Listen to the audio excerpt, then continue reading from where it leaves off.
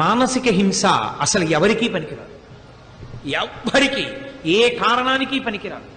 నువ్వు అలా మానసికంగా ఇతరులది అనుభవించేయడం అంటూ మొదలు పెడితే ఇక ఆ అనుభవించేయడం అనేటటువంటి విషయంలో ఏ హద్దు ఉండదు.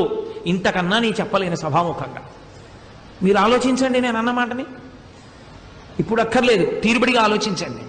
ఒకసారి మానసికంగా మీరు ఇతరులకు సంబంధించినవి వాడేసుకోవడం అలవాటు చేసేసుకుంటే మానసికంగా మీరు దేన్నైనా అనుభవించేసేయచ్చు. పైకి చాలా గొప్పవాళ్లే ఉండొచ్చు, లోపలి పాపాలు ఎవరికి తెలియవు, పరమేశ్వరుడికి తెలుసు. ఆయన ఊరుకుంటాడా?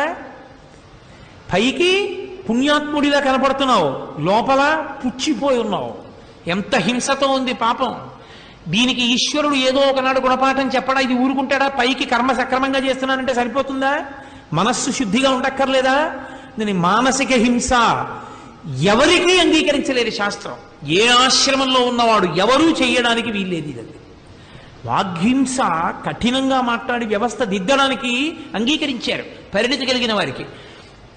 మానసిక హింస అసలు ఎవరి విషయంలోనూ శాస్త్రం అంగీకరించాల. కుదరదు, నువ్వు అలా హింస చేయడాన్ని మేము అంగీకరించాం అంటే ఎంత జాగ్రత్తగా అసలు శాస్త్రాలన్నీ ఎప్పుడు మాట్లాడినా మనస్సుని శుద్ధి చేయడం, చిత్తాన్ని శుద్ధిగా ఉంచుకోవడం గురించే అంత పెద్ద పీట వేసి మాట్లాడాయి.